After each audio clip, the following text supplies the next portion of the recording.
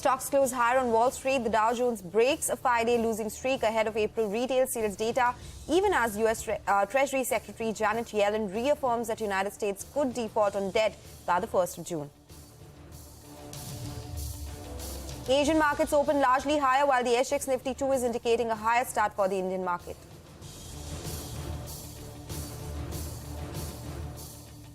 India's external trade deficit drops to a 21-month low of over $15 billion thanks to a huge 14% year-on-year fall in imports. Exports too are down over 9%, but service exports outperform yet again. Telecom giant Bharti Airtel and Indian Oil will report their fourth quarter numbers today. Also watch for earnings from Bank of Baroda and JSPL. SEBI says it probed GDRs issued by 51 Indian companies, but no listed Adani Group companies were part of the investigation. It also files a fresh affidavit seeking a 6-month extension to probe allegations. The Supreme Court has now adjourned the Adani-Hindenburg hearing to the 10th of July.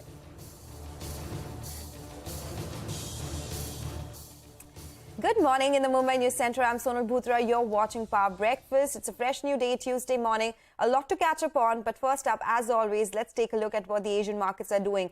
It was a strong handover from Wall Street. They snapped their 5-day losing streak, and that is something we are seeing in the Asian markets as well. The Taiwanese index is up 136 points. We have Hang Seng higher by 150 points. So it's a good-looking screen in the Asian markets. Except for Shanghai, most of them are in the green today. We have the Nikkei, which is high by 0.6%. So across the board, we are getting an indication that, yes, the start for our own markets yet again could be in the green after that stellar close yesterday itself. The SGX Nifty will come up for you on the screen, and that one is indicating a 47-point uptick in our own markets, very close to record highs. That's the Nifty, and just at the record high level, Bank Nifty, that is. So, of course, we'll have to see whether we build onto those gains or whether there'll be some consolidation at current levels. Let's move on and talk about the U.S. markets. Wall Street ended higher with Dow Jones up about 48 points, S&P up 12 points, and the tech-heavy Nasdaq up by more than 80 points. Meanwhile, investors are waiting for the progress on a deal to raise the debt ceiling before June 1, which is the earliest date that the Treasury Department has said the U.S. could default on its debt obligations. CNBC's Bertha Coombs gets us a wrap of all the action on Wall Street. Markets finishing the day slightly higher as investors tried to make sense of the ongoing debt ceiling negotiations in Washington. The Dow tacking up a little more than 0.1%. The S&P was up about 1/3%, while the tech-heavy Nasdaq gained more than 0.5% as tech continues to outperform. Total consumer debt hitting a new high in the first quarter of this year, passing just over $17 trillion, according to the New York Federal Reserve. It comes despite a sharp pullback in borrowing to purchase homes here in the U.S. Overall, Americans owe about $3 trillion more than they did before the pandemic. Two big drivers are student debt and auto loans. And Guardians of the Galaxy Volume 3 holding the top spot at the box office for the second week in a row. The film added another $62 million in ticket sales here in the U.S., bringing its U.S. box office haul to nearly $215 million and more than $500 million globally. That's the best second week for a Marvel film in about 5 years. That's what's happening here in the U.S. Back over to you in Mumbai. All right, that's the U.S. market update, looking good for the U.S. screen. But let's get you some important views coming in from Atlanta Fed President Raphael Bostic and Chicago Fed President Austin Goolsbee. In my world, inflation is not going to come down very quickly. And in that regard, then cutting rates doesn't really fit into that scenario. So, the markets, I think, have been pretty optimistic about how easily inflation will respond to our policy. Honestly, I hope I'm wrong and they're right, because that'll mean that the economy is in balance sooner than later. But it's not my baseline case at all. If I had a bias between going up and going down as our next action, I would say we might have to go up. All right, what we've seen is that inflation has been persistently high. Consumers have been really resilient in terms of their spending, and labor markets remain extremely tight. All of those suggest that there's still going to be upward pressure on prices. It doesn't feel like 2008 a type of crisis, if you want to interpret it that way. But it definitely feels like a financial stress in some parts of the financial sector. Historically, which is all we have to look at, when you have stresses like that, it leads to measurable tightening. That the SLOOS survey that the Fed puts out was already the senior loan officer's opinion survey was already tightening before this banking stress began, and everything that you hear from the bank officials says we're raising our standards, we're going to conserve our capital. So the impact of that, I think, has still to be seen. Okay, still some stress in some sectors. That is some expert opinion coming in, and global market action as well. How will these overnight cues impact our own markets? Well, we have a research team to tell you just that. The market setup, the stocks that are likely to be in the news, and the action from the F&O space as well. Let me go across to Surbhi first up. Surbhi has the list of all the stocks which are in focus today. Surbhi? Hi, good morning. So today I'll be watching out for PVR. Now remember, the year-on-year numbers are not quite comparable because of the merger, but the revenue came in at 1143 crores versus a poll of 1192 crores. EBITDA came in at 264 crores versus a poll of 216 crores, and the margins came in at 23%. Next is Astral. The revenue was up 8.3%, the EBITDA was up 42.5%, and the margins came in at 20.5% versus 15.6% same time last year. Berger Paints, the revenue was up nearly 12%, the EBITDA was up 6%, and the margins came in at 15%. Coromandel International, the revenue was up 30%, the EBITDA was up 6.2%, and the margins came in at 7.4%. Suryoday Small Finance Bank, the company reported a net profit of 39 crores versus a loss of 48 crores, and the net interest income was up 43.5%, came in at 210 crores.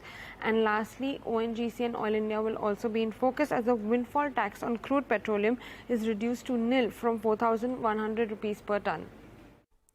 Okay, all right. Thank you, Surbhi. So a lot of stocks which will be in focus today. Let's talk about the F&O space as well. Nigel is joining in with all the cues. Nigel. Well, it was a good trading session yesterday, right? The Nifty ended with strong gains, though we came off a little bit in the final 30 minutes or so. What did the FIs do? Well, they added some long positions and they covered some shorts out there. So now, in fact, the long-short ratio is at 50% apiece. On the option side, they bought more puts than calls in case things go wrong. They have some protection out there.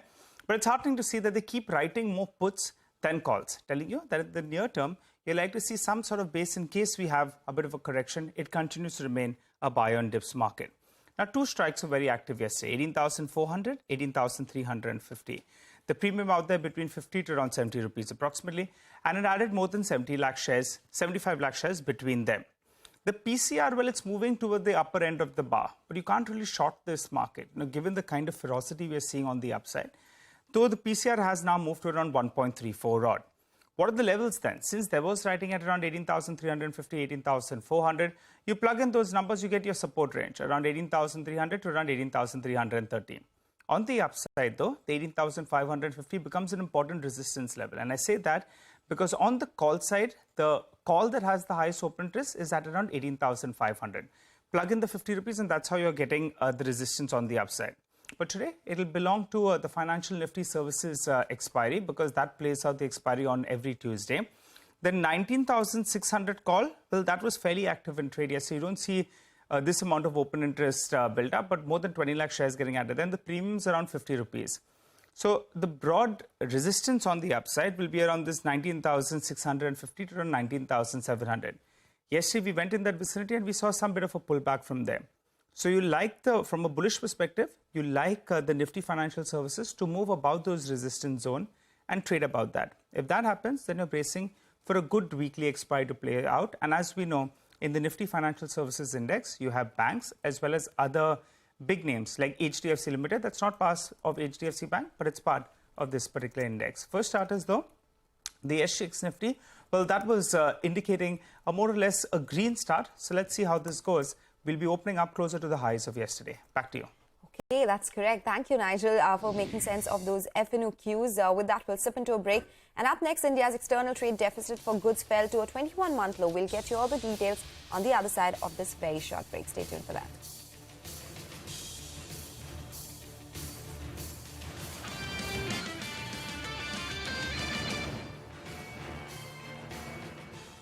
Welcome back. Still tuned into Power Breakfast on CNBC-TV18. Well, India's external trade deficit for goods dropped to a 21-month low of over $15 billion. Imports saw a fall of 14% year-over-year to nearly $50 billion, while exports were down to $35 billion. This is due to the global slowdown and crash in prices. However, services exports rose 25% YY to $30 billion. So let's stay with the trade picture. The Directorate General of Foreign Trade, that is DGFT, has said that export demand will remain muted and he expects a pickup only after September. Abhimanyu Sharma has all these details. Abhimanyu. The DGFT has said that the rupee trade pile-up with Russia is not due to normal trade issues, but is due to the pile-up of defense payments. Also, he said that the global demand for exports is expected to remain muted till September or October, as he expects the demand to pick up in United States as well as Europe, as well as he expects the Chinese economy to open up. Speaking on the carbon tariffs imposed by Europe on 7 commodities, he said that the actual impact is still being gauged since India only exports 2 out of those 7 products, namely steel and aluminium. India is also coming up with its own carbon credit trading system. It remains to be seen till what extent a congruence is going to be established between both the systems between India as well as Europe, and whether this tariff barrier is going to be removed anytime soon. Okay, all right. That is some information coming in as far as the DGFT side of things are concerned. But let's move on now to some important national news updates. After its clean sweep in Karnataka polls, the race for Chief Minister heats up. State Party President D.K. Shivakumar and senior leader Siddaramaiah are the top contenders. Note that Siddaramaiah held the post before the BJP came to power in 2018. Congress President Mallikarjun Kharge held a series of consultations in the capital on Monday to decide on the next CM, and an announcement is likely to be made later today. Okay, let's move on. The Supreme Court has adjourned the Adani-Hindenburg case to the 10th of July after market regulator SEBI filed a fresh affidavit reiterating its request for a 6-month extension to probe the allegations.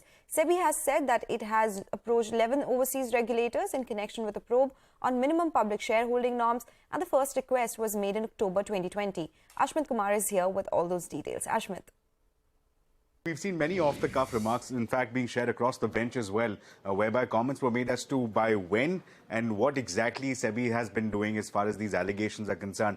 They've been answered in part by way of this rejoinder that SEBI has submitted before the affidavit, before the top court. Important clarifications coming from the market regulator. Number one, SEBI admits that as part of its ongoing probe into the minimum public shareholding norms issue, it has been at it. It has been at it for a while now. In fact, SEBI says that as a part of the International Organization of Securities Commission, SEBI has reached out to as many as 11 overseas regulators. SEBI points out that these are transactions that are done across multiple jurisdictions. Information needs to be collected from multiple jurisdictions, and to that end, it has reached out to 11 overseas regulators. And in fact, the first request went out as early as October of 2020, which significantly predates the Hindenburg report, which came out in Jan of 2023. So that's the first important bit of clarification. The second is at the last hearing, at the previous hearing, the petitioner has made an assertion that there is some kind of probe that SEBI had launched from beginning in 2016. Clarifying against that assertion, SEBI says that the investigation that began then was a probe by the SEBI, by the market regulator, into issuance of global depository receipts or GDRs by 51 listed entities here in India. SEBI clarifies as a part of this affidavit that none of those 51 companies were any groups or companies related to the Adani Group. So with that, SEBI reiterating its plea for 6-month extension, all eyes now on the top court to decide on the merits and whether or not to allow that relief to the market regulator. Ashmit, thank you so much for joining us with all those details. Well, last week, the Indian government issued a notification and banned the import of apples costing less than 50 rupees per kg. The Indian apple farming community has welcomed the ban, and they say this will finally enable them to compete in the market and help them get better prices for their produce. Santhya Gora gets us this story. India produces 2.45 million tons apples annually. Kashmir, Himachal and Uttarakhand are the major apple producing states with over 9 lakh apple growers. These apple growers play a key role in the economy of their respective states, but last few years have been difficult for these farmers. Increased production cost and competition from big corporates meant the Indian apple growers were facing losses. But the government notification has thrown Indian apple growers a lifeline. Earlier last week, the government issued a notification and banned the imports of apples costing less than 50 rupees per kg. This cost includes insurance, cost of the fruit and freight import cost. This decision will keep the cheap imported apples out of the Indian market. Farmers say these cheaper imported apples, especially Iranian apples' low cost, made it impossible for the Indian apple growers to compete and caused them huge losses. Indian apple growers have welcomed this decision. उससे भारत के हम किसानों बागवानों को बहुत बड़ी राहत मिली है। भारत सरकार के जो आयात शुल्क को वहां चोरी किया जाता था कम इनवॉइस भेजकर, उसमें भी एक भारत सरकार के रेवेन्यू में इजाफा होगा। हमारी जो सनद है, हमारी फ्रूट इंडस्ट्री को बहुत आगे फायदा होगा। तो हम एक बार आपकी वसारत से, आपकी चैनल की वसारत से उनका तहे दिल से शुक्रिया अदा करते हैं। Apple growers also claim that there is no exception given to South Asian Free Trade Area countries, and this will also help the farmers. साफ्ता के तहत, south Asian free trade agreement के तहत जो सेब भारत में आता है, उस सेब को भी जो है वो यहाँ भारत में अब वो इलीगल रूट से एंटर नहीं करेगा, क्योंकि इस नोटिफिकेशन में साफ्ता जैसे देशों के लिए कोई भी जिक्र नहीं है। नहीं तो साफ्ता के तहत कोई भी आयात शुल्क भारत में नहीं लगता था, और अगर साफ्ता में भी 50 रुपये इसको मान दिया जाएगा, जो इलीगल रूट से अफगानिस्तान के रास्ते से भारत में सेब आता था, उस पर भी एक बड़ी रोक लग जाएगी। India imported 4.48 lakh tons of apples in 2021-2022. Iran's market share of this import was 23%, and farmers say due to lack of proper vigilance, these imported apples were illegally capturing the Indian market. This notification will put a full stop to this. It was not only that they were sending us the cheap, but they were attacking our trade models. So that was a big concern for us, wherein they were utilizing all those mandis which are only for the selling of domestic apples. One cannot sell the imported apples in those in APMC in these mandis. So that was a big concern for us. Various Indian horticulture organizations who were seeking a ban on cheap imported apples for years now are claiming that this notification will bring huge relief to the Indian apple growers. After this ban, these organizations are planning to seek an increase in import duty of the apples. They claim that this will discourage massive imports and will force government to enhance and increase in-house production to meet our domestic demand. In Mumbai, Santhya Gora. Okay, that's an interesting story from Santhya. Thank you so much for that. With that, we'll slip into a break now, and up next, we'll get you all the cues from the commodities market, so stay tuned for that.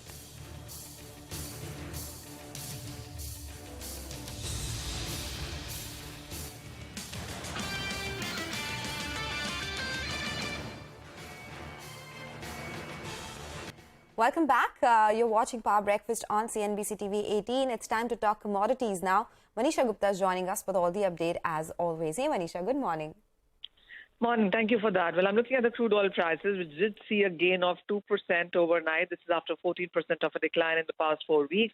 Couple of things. One is OPEC and allies are looking to cut output by a total of 3.66 million barrels per day, and that may result in tight supplies in the second half of this year, is what the street is anticipating. But an even bigger trigger clearly has been the U.S. Department of Energy buying 3 million barrels for their strategic petroleum reserves, and they have said that they will buy more later in the year.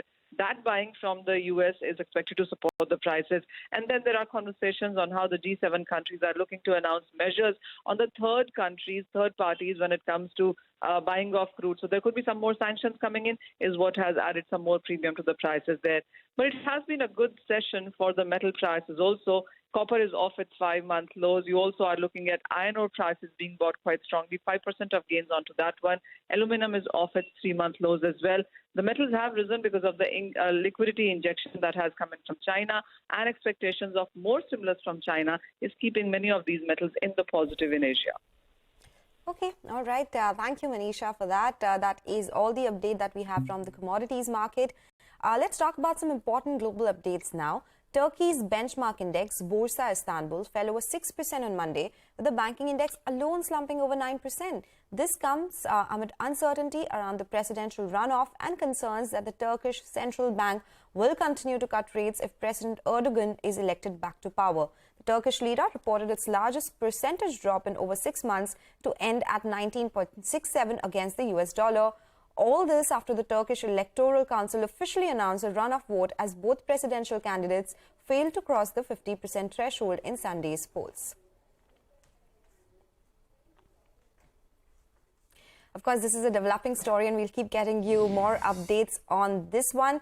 Continuing with some more international news now, China's economic data for April continued to show an uneven recovery path as the economy continues to emerge from the impact of its stringent COVID restrictions. And that's the data that we've been getting, and we'll keep updating that because the impact that it will have on Asian markets is important to track. Hang Seng up 0.4%. Taiwanese index has actually extended the gains that we've been seeing, so it's up 1%. And SGX Nifty 2 is indicating that the start for our own markets, well, that could be in the green yet again. Remember, we did see levels very close to record highs yesterday on the Nifty and the Bank Nifty as well. Today will be the day when we'll figure out whether we consolidated those levels or we actually build onto those gains. So important day of trade today. We'll keep tracking that for you. That's all we have on Power Breakfast. Mazar morning call comes up next.